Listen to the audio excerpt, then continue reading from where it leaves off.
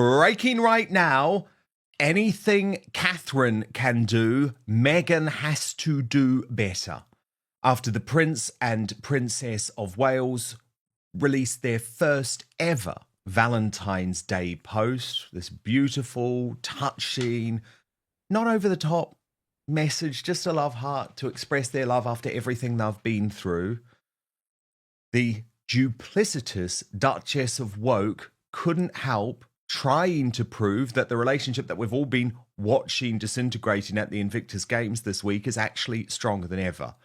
Grab your sick bucket, look at this picture. Of course, it's another over-the-top PDA. And then let me read out Meghan's tribute to her Harry.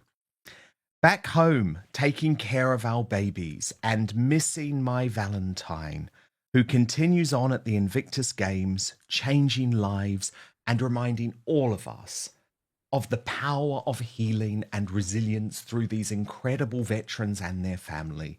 Beyond proud of my husband and what he's created, my love, I will eat burgers and fries and fish and chips with you forever. Thank you for you. Hashtag love wins. The problem is, we know from our sources that love was losing at the Invictus Games. As Royally Sage quite rightly points out, yeah, this is the look of love right here. Facetiously, of course. And there were so many examples of this at the Invictus Games, not to mention the fact that Meghan, of course, left early, not by choice. Even Harper's Bazaar, one of her favourite publications, has now admitted that was the case because it just hadn't worked out. It had been an utter PR disaster. All right, let's start with Meghan's over-the-top Valentine's Day post. Here's what she wrote. Back home taking care of our babies and missing my Valentine who continues on at the Invictus Games, changing lives and reminding all of us of the power of healing and resilience through these incredible veterans and their families. Beyond proud of my husband and what he's created. My love, I will eat burgers and fries and fish and chips with you forever. Thank you for you. Hashtag love win. Now folks, let's be real. This doesn't sound like a normal person expressing love for their spouse. And then there was this other video, look at this, which showed Harry now relegated to the position of manservant. How the mighty have fallen. So let me bring in Angela Levin, our royal mastermind and Prince Harry's biographer. Angela, what do you think? Another big PDA. Isn't it awful too? Isn't it just awful? She couldn't just allow William and Catherine to have their moment on Valentine's Day. Yeah, we've known for a long time now that she's very jealous of her. And every time she can try and do it over her, she does.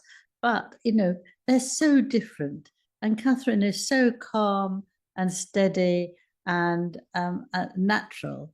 And Meghan is absolutely none of those things. She's got to be in the front, but she makes a mistake of what will work. I mean, like she was, you know, always looking for the cameraman. Here are the sort of words that she's written about Harry that make you feel quite sick, actually, I'm afraid to say, because it's ludicrous. Somebody talking like that, you know, as if they're worshipping the most extraordinary man on the earth. But then, you know, 5 minutes later, you can see her giving him the most growling look on her face. So what's she doing? And also this sort of really silly thing, I'm going to eat, what was it, chips and thing with you. I mean, how? Oh, yeah. I will eat burgers and fries and fish and chips with you forever. Let me tell you, with the amount of Ozempic or Monjaro that Meghan's on at the moment, she's not doing much eating. But there you go. Yeah.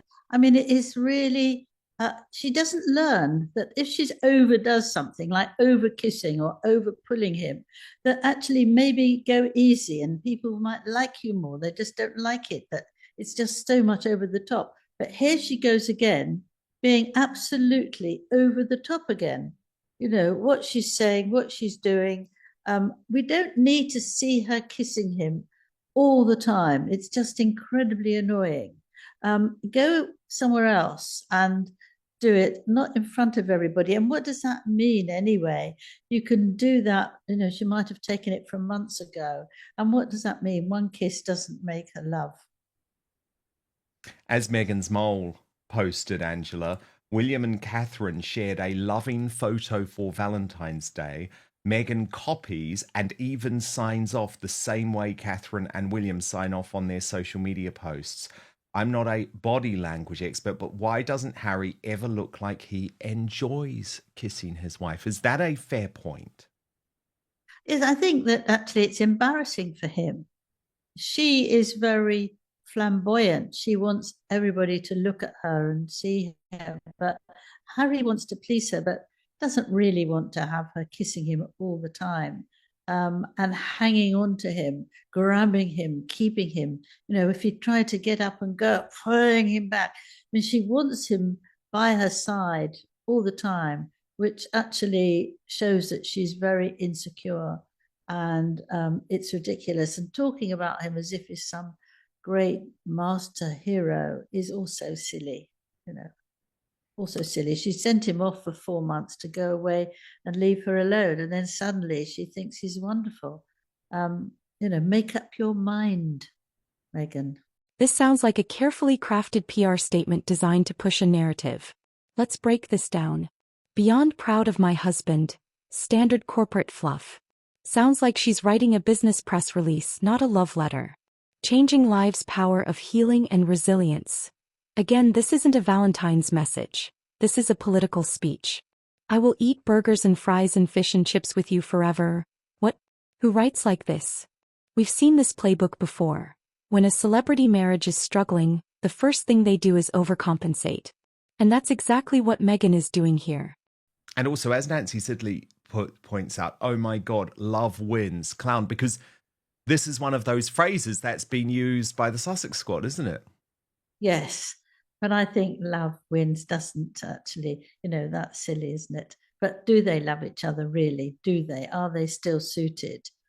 Does Harry feel that he's a really strong man who's having a wonderful time? No, he hates it in America. He hasn't found his place and he hasn't made friends. He wants to please Meghan, but he doesn't know what her mood's going to be like from one to another. But this is a very silly thing. It's the same thing as the speech she did, when she arrived. It's all sort of, it's overacting.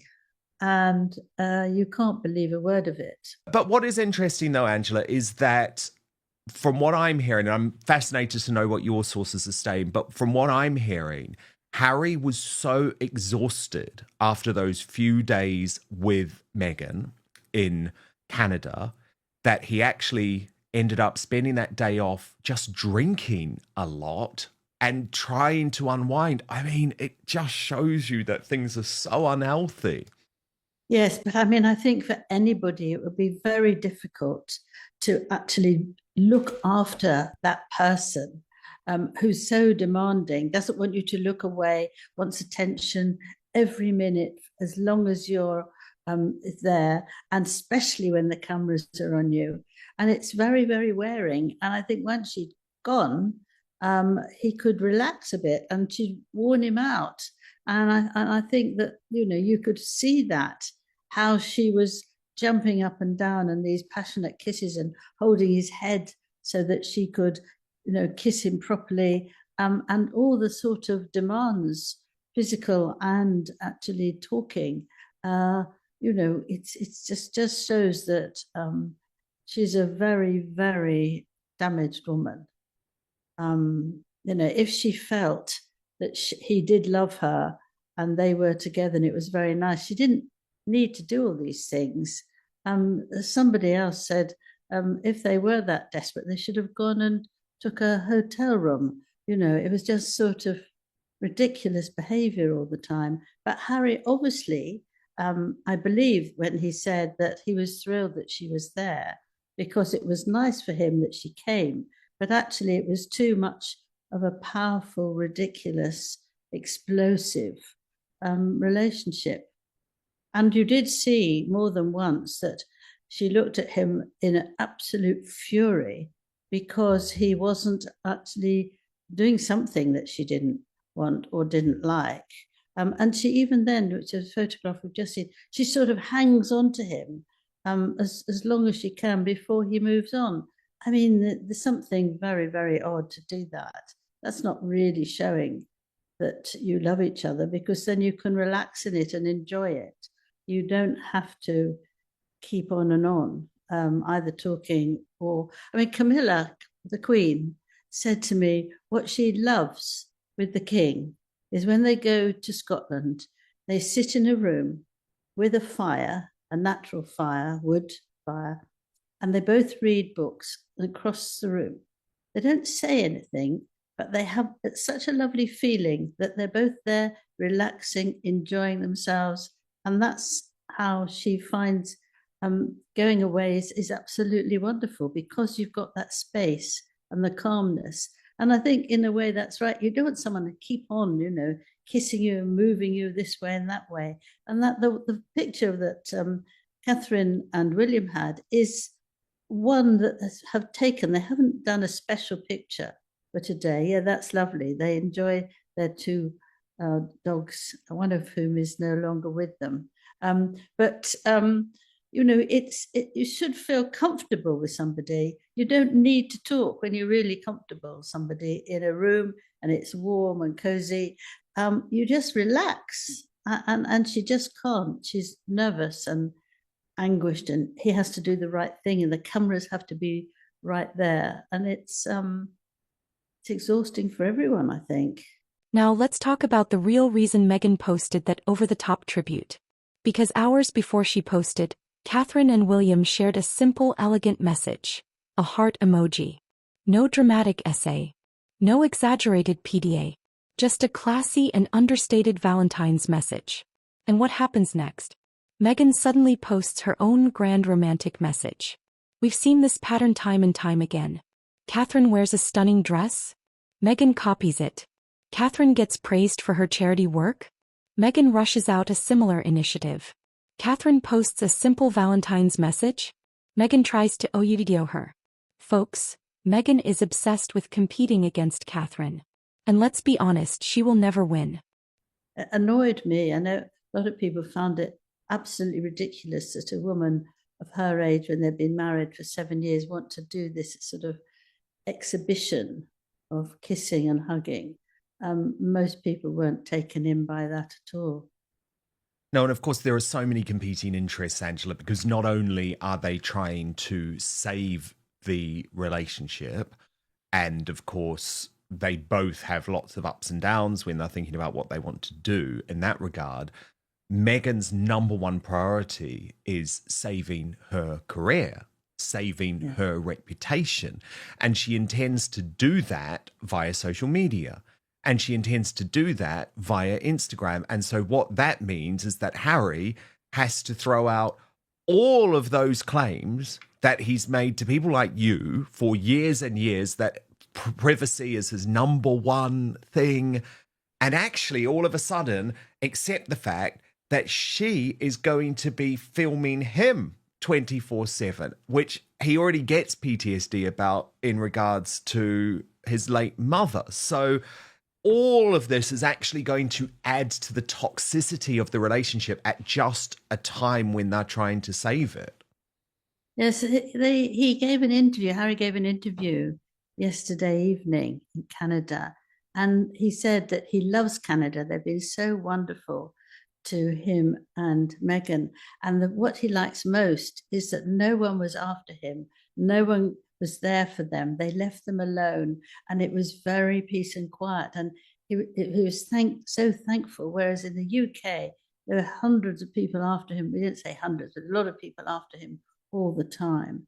And then, as you say, this is absolutely the opposite of what he wants. But then he's not happy in America, is he? He doesn't have jobs that satisfy him. He hasn't got friends, really good friends, and he doesn't like it. And that's why half of him is trying to come back to the UK, and half of him is trying to sort of hang on in there somehow, or go off on his jaunts for a few months and see what he wants to see that he used to do years ago. And that's not really a good way of having a marriage. I mean, they both are so different in what they want to do and what they expect. And Meghan is all about me. And Harry wants to actually not be me, just wants to disappear. No, it's very, very telling at the moment that their priorities are at such a different place. Angela, their parenting is very much under the spotlight after these very awkward encounters over the past week as well. Now, Meghan, once she returned home, immediately was trying to justify the fact that she had been forced to pack her bags. It was not planned, from my understanding. It wasn't something that she wanted, but she put on Instagram a taste of Canada and the Invictus Games for our little ones, cheering you on from home. But Angela, you're a bit concerned with some of the things that are in that photo. Can you explain? I'm very concerned because there are two sort of bear claws in chocolate. At the end, there are cashew nuts, which are like the nails of the cat. Now, Lilibet is only 3. You shouldn't really give people hard nuts like that till they're 5 at least. And so Archie's within that as well. Also in that chocolate thing with the red ribbon, there's also nuts on that. I mean, you really, really mustn't give small children nuts because they can choke on them. I was really shocked. And I thought to myself, doesn't she know about that? Is it landmines and nuts for her children? I mean, it is nuts, actually, if you think that that's what's right. It isn't. I mean, it's dangerous. And I hope she's very careful about that. But she should know that, actually. But the fact that she doesn't actually shows that she's obviously not very involved in what a child needs or wants. But I thought I was really, really shocked, actually. Now let's compare Meghan's sugary sweet Valentine's Day post with what actually happened at Invictus. One viral video shows Meghan glaring at Harry when he wasn't watching the game. Does that look like a couple deeply in love? Or does that look like a woman controlling her husband's every move? Because folks, this isn't an isolated moment. We've seen Meghan walk ahead of Harry, making him carry bags like her assistant. We've seen her cut him off in interviews, interrupting when he tries to speak. And now we see her trying to fix his behavior at a public event. Even Harper's Bazaar, one of Meghan's biggest media defenders, admitted this was a PR disaster. That's why the Valentine's post happened. It was damage control. Yeah, I mean, I guess what we are learning over this week is just that at the moment their priority is not their children. Now, I've done quite a lot of reporting on this. I'll be revealing much more in the weeks to come, Angela, but they are not hands-on parents, especially Meghan. But you are really shocked by this interview with People magazine, where Prince Harry has seemed to suggest that both of his children are fascinated by wounded soldiers. What's he said? Yes, well, he said, it's really very interesting conversation to have with my kids. They're completely fascinated by wounded men. I have to explain why that person is missing a leg, why that person is missing an arm. Why do they look that way? They do. It's challenging but important. Now, I feel, I mean, we can all bring up our own children. You protect your children from that. You don't let them see all these awful things because it's very upsetting for a child. And I think that the fact that he thought that that was a good idea, or also talking about his late mother walking across minefields, it's why are you telling children to learn that? I don't know whether they actually do it or whether he thinks that it sounds good for him to say that. But I've got 3 sons, but I would never have ever thought of doing something like that. I mean, if you got a little bit, you can do one thing, but you don't want them to think, here the people from all around the world and they're all damaged and they can't walk and they're in a wheelchair. And the child will think, well, what might happen to me? And you have to then console them and make sure that they feel that they're loved and they're okay and it won't happen. Not that you don't know, but you just have to try and keep it for a child. a 3-year-old is very interested in this. I can't believe No, it. as if, I and don't actually, think this they'll is even have the board. They'll be bored out of their lives. They'll just go off. They're going to sit there for ages looking at somebody who can't walk properly. no, They but it's have to really know what the world is traumatizing like, too. but not too early, not so early. Meghan's Valentine's post was an obvious PR stunt. Her behavior at Invictus shows a very different reality behind closed doors. Even mainstream media is now calling her out for staged affection. Meghan is still obsessed with outshining Catherine, and it's painfully obvious. Folks, this isn't just another Meghan Markle stunt. This is a desperate attempt to save her crumbling PR image. Do you believe Meghan's Valentine's tribute was fake? Why do you think she's so obsessed with Catherine? Let me know your thoughts in the comments below.